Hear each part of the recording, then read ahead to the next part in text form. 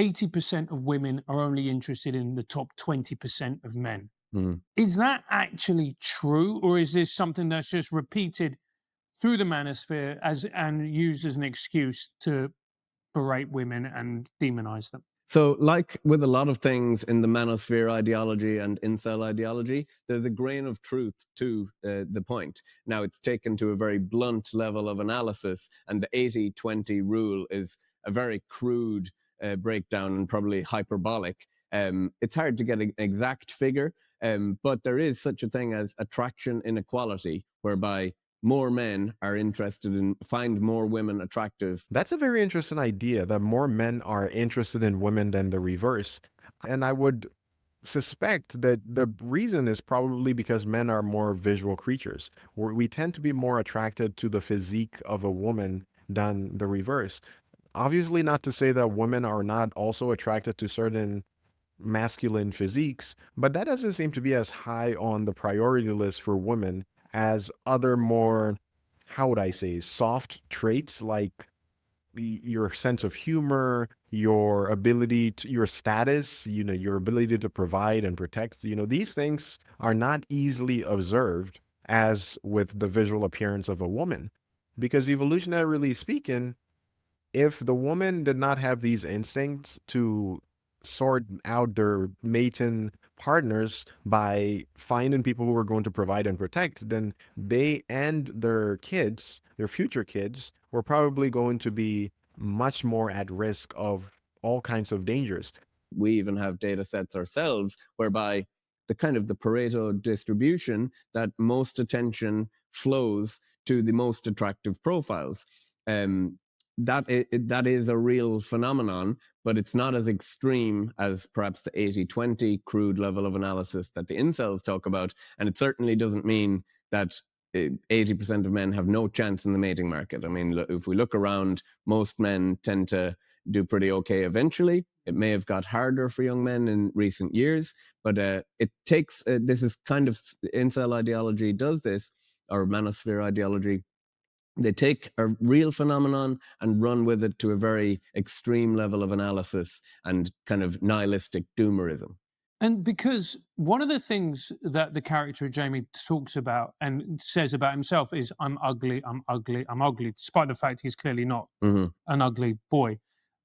And when you think about it, we are constantly, particularly on the online dating market, that's how you were judged. Whereas 20 or 30 years ago, okay, you might not be the best looking guy in the world, but you can be charming, you can be funny, Yeah. you can be really talented, you can be an amazing musician. Yeah. We all know of people who weren't the best looking, but were amazing with girls when we were younger. Yes, and I just retweeted a study that came out very recently that examined online dating, and it showed that physical attractiveness totally eclipses other factors in terms of success in online dating specifically. This is exactly the point I was making earlier. Dating apps are exceptionally good at allowing us to visually filter our matches.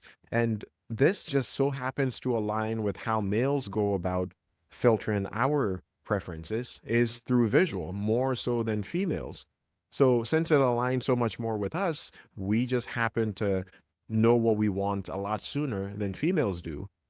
That means the few males who are somehow able to show these traits that women are indeed looking for, that go beyond just the visual, or that are sort of an indicator of that, those are the ones who females flock to. In addition to this idea about how dating apps have shifted our ability to connect with people in the communities that we're in, to now using visual as the only indicator, is also the idea that back in the day, we did not have all of these technologies that made it so easy for us to interact with each other from miles and miles away. We were not able to call people so easily, if at all. We were not able to travel to them. There's so many different technologies that have made us so much more interconnected. And what comes with this interconnectedness is more comparison. So once upon a time, the most attractive person you ever knew was only a couple of miles away from you, if that. And that means that you're not constantly comparing this person to the most attractive person in the world. And this applies to every other facet of attractiveness. The fastest person, the strongest person, all of these characteristics that we look for in dating partners used to be so much more localized. But now we've globalized this affair, and we're surprised that we're crippled with the decision fatigue that comes along with this. That constant pressure to do better than whatever it is that is around you because you know that there is something else out there. It's like that illusion of potential, the constant comparison, not only with ourselves to others, but also with the people that we involve ourselves with. So that, like you're saying, it kind of, if you're swiped negatively on a dating app because of the physical attractiveness, your other qualities don't even get a chance to contribute to your overall attractiveness. So that is one feature of modern dating that I would probably encourage society to try and rebel against, is the funneling of all dating to the online apps. You're kind of encouraged to not meet your partner at work, to not meet her at college, things like this. There's fewer institutions. Even recently, a guy came to give us a talk at the University of Texas, and he talked about how around the world, church was often a mechanism for people to meet their partners. If you talk about college being a mechanism for people to meet their partners, you've got a massive sex ratio imbalance there, where there's way more women on the campuses now. So the more you funnel dating towards the apps, and there is some evidence that increasingly people are meeting their partner online, that does kind of exclude physically unattractive men. And a bugbear of mine, it really excludes short men, because that's one very static metric that you could literally filter people out. So to put that into context, if women were to set their dating app filter in American women to 6 foot or above, they'd be filtering out the vast majority of their mating pool. If they set it to 6'3" and above, even more. So I think it's just like 18% of American men are 6 foot or above. So you're really narrowing your window there, or your pool of mates that you can even pick from, and you're excluding a lot of people. This ability for us to filter so incredibly quickly, which, as I said, I think significantly contributes to that 80-20 idea, is exactly why women are so overwhelmed with these dating apps. They have thousands and thousands of messages in their inboxes that they're never going to be able to get through in a lifetime. What chances does the average guy out there have of, not even the average, even if you are a top contender, what chance do you have, if it's not the female noticing you, of actually making your way to the top of this pile of messages, this avalanche of messages that women have to go through? And on the other hand, men feel completely underwhelmed because we're the ones sending these messages and not getting any replies, for good reason, because I mean, it's unreasonable to expect women to be able to go through all of these messages. So the promise of these dating apps, which is to make it easier to select our matches, is almost a victim of its own success. It makes it too easy to the point where it loses its purpose altogether.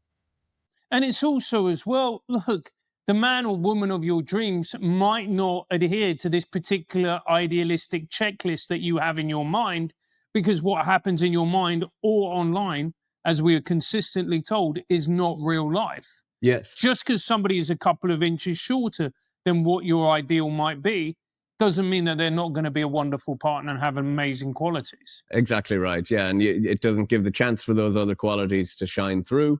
But yeah, people are increasingly living their lives online. People are not interacting in real life as much, not drinking alcohol as much, and all of this is kind of reaching a point where in the modern mating market, people are kind of going solo more than ever before, which is interesting. Yep, as I said, decision fatigue, because dating apps make it too easy, which might seem like a benefit, but it is actually a problem. And it gives us options that are unprecedented, options that we don't know how to deal with. We wouldn't even know how to sort through these options, even if they were all good options. And they're not all good options. And I think we as consumers are as much to blame as the dating companies themselves because of the incentives that we're creating, right? If a dating app makes it so that there's friction between how often we can match with people or how many people we're exposed to or any variation of this, they're probably not going to be as successful as another one that has an unlimited amount of people on there, an unlimited amount of filtering mechanisms on there. And so what that creates is a system where we're just exposed to more and more and more and constantly wanting more and more and more and never satisfied with anything because there's always something better